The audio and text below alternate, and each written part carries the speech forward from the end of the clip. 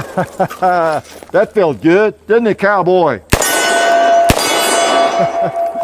Cowboy didn't think that felt too good. He cocked 45 here for a chapter 2 with this fine revolver. I knew you'd want to be here, and we would have felt, gosh, really bad about it if we hadn't invited you. So we're going to take some more shots with this classic Smith & Wesson Model 29 4-inch, such as Sweetie SDI. Thank you very much, Smith & Wesson. At least for the firearms you used to make, right? They still make some good firearms, but oh man, it's hard to get past these classics. Now, when I say classics, I'm talking these, made still in the 70s, 1970s. For some of you, you look upon these as the old, really old days, I guess, and you don't long for them necessarily. The new ones are just fine. Key lock doesn't bother you. Sleeve barrels and any of that. And I can live with a little bit of that too. But this does harken back to the 50s, 60s, 70s, even before. But as I've mentioned before, this takes me back personally to when I really got into firearms and shooting and collecting and trading, like a lot of you are doing right now. I'm still doing. These old Smith & Wessons, man, of the 1970s, with the pin and recessed, the pin barrels and recessed cylinders. Again, for those who don't know, you see the recess there where when you put the round in, the rim is right in your flush, okay? And they quit doing that, I don't know, early 80s, 81 or something. And then the pin barrel, that little pin. Whenever you see a Smith & Wesson lying on a shelf in the gun shop or the gun show, if you just look for that little pin right there, that will immediately tell you if it was made like pre-1980 or pre-1981 or 2, whenever they quit doing that in that vicinity. Okay, that's an automatic. Tells you it's an older one. Okay, if it has a pin barrel, it probably has the recessed counterbore chambers. Okay. Not that either one is absolutely necessary to make it a good gun, but it does take it back to those times, and it's an extra step. And lots of the changes in making firearms do have to do with cutting out expenses, and so that's what they do. They look at it, they're trying to stay competitive with the competition, and so they're looking at what can we do to make this firearm for, $20 less or whatever. Less man hours, quote unquote, and less production, so less handwork or whatever it might be. And it's what they have to do to stay competitive. All right, I've got some jacket ammo I fire through to keep the lead down. Now this is the 4-inch. You've seen it once. Now you're seeing it again, and it's one as I talked about in the first video. I'll link to that. How I just have not seen as many 4-inch blue Smith & Wessons in my life as I have longer barreled ones and stainless, but I'd always kind of wanted one. Yeah, I ran across one at a gun show. It's been a year now or more, a year and a half, I don't know. So I'm kind of a Smith & Wesson, I don't know about collector, but I have a few of them, and I like these big end frames. So I'm gonna shoot that paper. How's that? Let's cock it and go single action.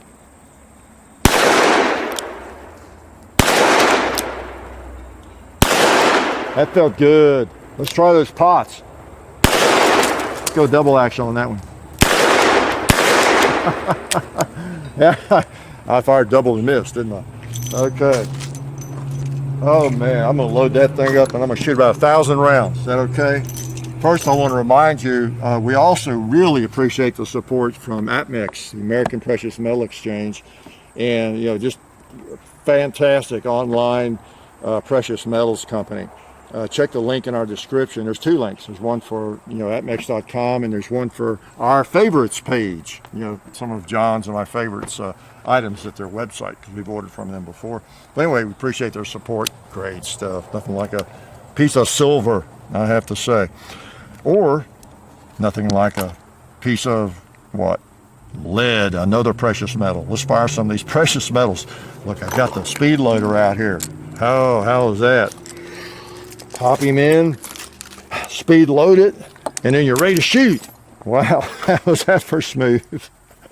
I don't use them much. I just don't, you know. But I will now. You know what? Let's wake up the gong.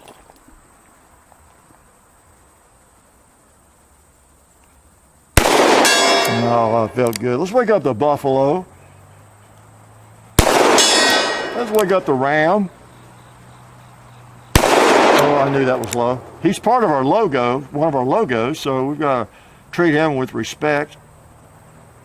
Yeah, I knew that was on. Wow, this thing is a little tack driver. Let's try that piggy. Let's try to miss him. Let's try to hit him this time. There we go. I was trying to miss him the first time. Try that red plate. Do I have any more ammo? I think I'm out. Oh, yeah. Sorry, Clint. I didn't count my rounds. Oh, man. I've been shooting some specials, so let me get my man card back. Put some Magnums in. As I said before, I had pointed out before, these 4-inch barrels and 3-inch barrels and these big guns, I regard them more maybe 44 Special. I got my other barrel links out here. For those who are brand new, you got a lot of videos to catch up on. Several on this 8 3/8 inch. I bought that in 1974. I've got 70 to 75,000 rounds through it. I've done some work on it over the years, but it's still, boy, just as accurate as ever. And you notice the grip's a little darker. I wonder why. You know, I think it's been touched a few more times than these. These others, actually, I haven't had all that long. And but they go back to the same era. I think this one's 1972. So they're all early 70s, mid 70s. And, you know, the 17.2 models, they're pinion recessed. It's just, some people, some of us see that as, I don't know if it's the heyday of the Smith & Wesson, but it's before they made some changes that many of us find a little bit undesirable. Again, it's a traditional thing. And I know people give us a hard time, us old guys, a hard time about that kind of thing. And call us a boomer, whatever that. I guess I am a boomer. I make a lot of booms, don't I? But it's like anything else. You'll see, if you're 22 years old, 25, whatever your age is, you're young. Yeah, a few years, you'll start seeing things change that bother you a little bit. You know, what are they doing to the iPhone? I liked it the way it was, or they moved this around, or don't offer the color I used to like. And you'll sound like an old guy like me complaining about some change. So anyway, let's fire some Magnums. Just so I don't want you to think less of me, right? I mean, there are a few people online that don't think very much of me. Imagine that, online. I imagine there's a troll out there somewhere that probably even hates me, don't you imagine? So what I'm getting at, there's probably some people who cannot think less of me, okay? So I don't want you all that watch the videos and appreciate what we do to think less of me. So I'm going to fire some Magnums, all right? Okay. Since we got a Magnum power here, what should we shoot? How about this pumpkin? You think it'll make a difference? Not really. Woo! Man. All right, let's see what it'll do to a 2-liter. I don't want to miss, so I'm going to get down here and hang on tight.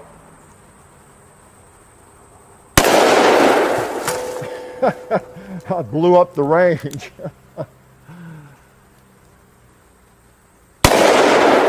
Wow. Let's shoot the cowboy just so you can see the impact. Okay.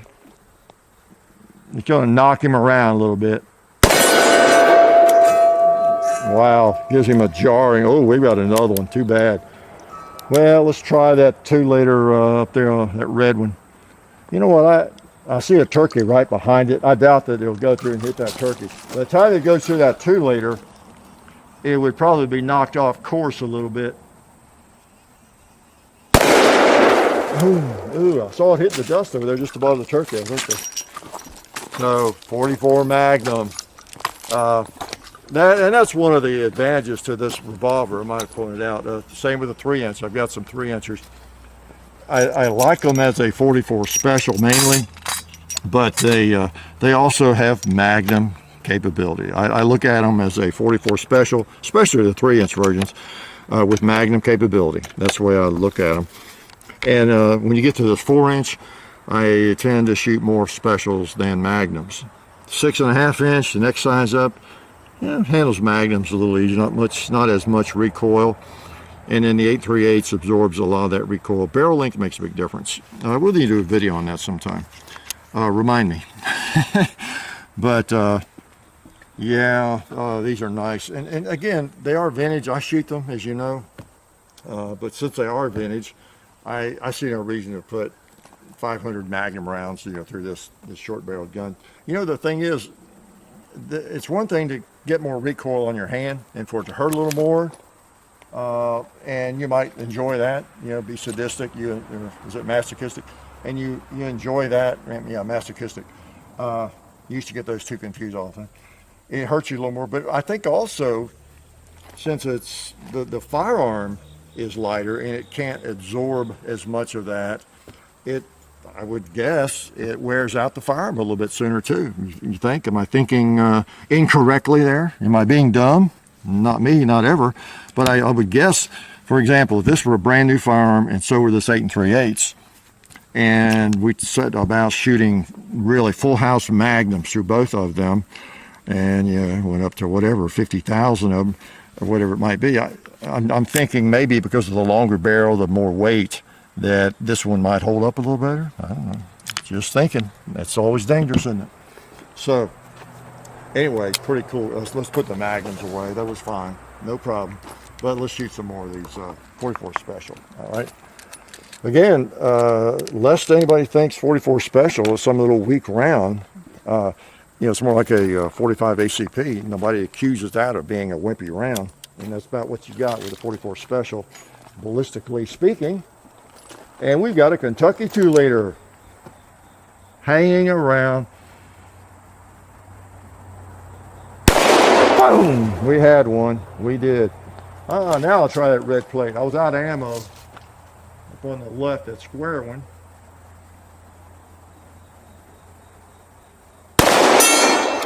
Sounded good. Let's try that one on the far right. That sounded good. Let's try the gong.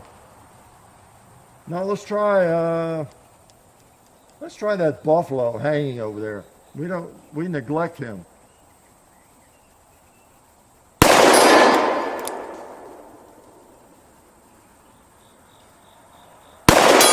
There we go. And there's a little bit of cinder over there, I think, on that barrel.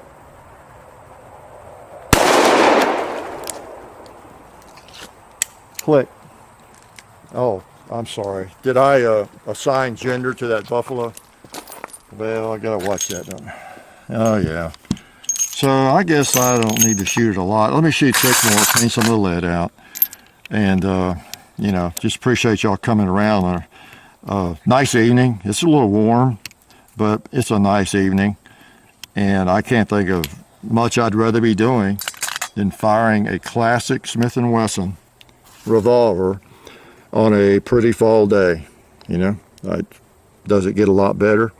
These things, partly because I've been shooting them and trading for them and buying them since the early 70s with this same grip, they just really fit my hand well. For some of you, this big old Magnum grip is probably a little bit large.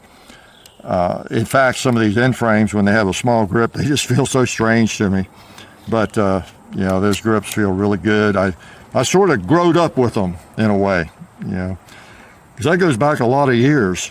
When you talk about the early 70s, 25, 30, 45, 45, 50 years, I've been grasping a handgun that felt just like that.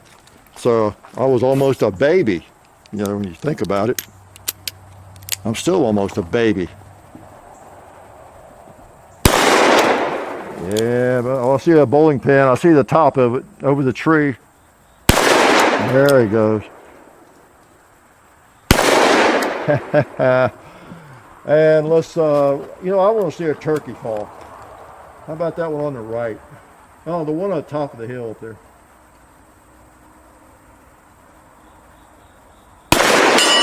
Oh, man. How about the gong? I think I'm getting close to empty.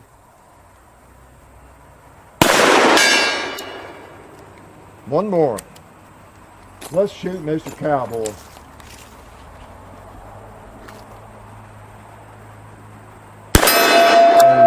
Last round. Yeah, I've talked about this before, how the 44 Special has a reputation of being really accurate. And it's been my experience over the decades of shooting 44 Special, 44 Magnum. It does seem really accurate. And I don't know. It partly, I think as I pointed out, it is partly because it's usually a large firearm that you're firing. And gosh, not that many 44 Specials out there in big guns, you know, Smith & Wesson, you know, just don't, a lot of them don't come to mind, really.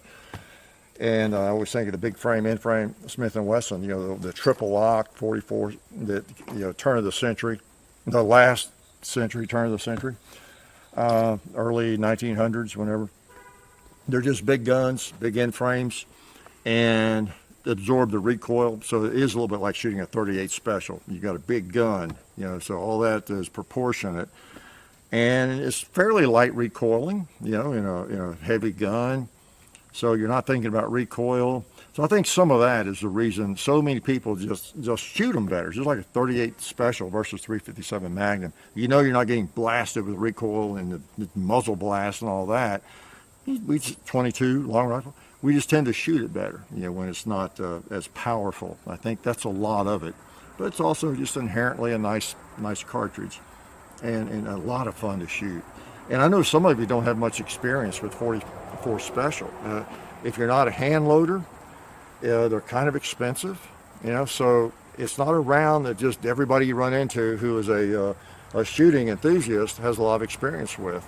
And so I'd just like to bring that to you, because I do have a lot of experience with it. I've loaded thousands of them. I've bought a few. I get some free ones from Federal Premium, and I shoot a lot of 44 Special for you. And so anyway, never fear, I'll shoot them for you if you can't shoot them. But 44 Special is really nice, and it did, like shooting over there, I just feel like I could take another 30 shots and maybe not miss but one or two, almost anything I'm shooting at. You got a nice revolver, a nice trigger brake, and a comfortable you know, cartridge. So I'm not shooting 44 Special just I don't know, because I'm a wimp. It's just so much fun to shoot. It really is. So anyway, wanted to invite you along to the chapter 2, and you know how we appreciate you all watching and supporting our supporters, because a lot of you do. You write and tell me. And we thank you for that, and we thank you for coming out tonight. Hope you didn't get too sweaty like me. Hope no ticks or mosquitoes got you, because they probably have me. But anyway, good to have you along for the ride, and we will talk to you again. You'll probably see us right here again. Life is good. Oh yeah, that's better. This is a great gun for defense. Oh hey, didn't see you guys there. While I've got you here, I want to remind you of our friends over at Talon Grips and Ballistol. Talon Grips makes grips, can you believe it, for all different types of firearms. You can get rough texture or more of a rubberized texture. It just sticks right on there. You know, really affordable, really cool option to improve the grip for your handguns or rifles. So please check them out at talongungrips.com. You'll be glad you did. And also Ballistol. Dad has been using Ballistol for many years. It's a cleaner and a lubricant, and it's non-toxic. It works really great, and we're happy to have them on board since it's been a part of our shooting endeavor for a very long time. So go to ballistol.com, talongungrips.com, and also while you're out there, I'm juggling all these things here. Also, while you're on the internet, please do check out our other social media like Hickok45 on Facebook. There's also Hickok45 on Twitter, The Real Hickok45 on Instagram. There's a John_Hickok45 on Instagram where I do some things. There's Hickok45.com. You can find us also on Gunstreamer. So check out all that stuff and then watch more videos.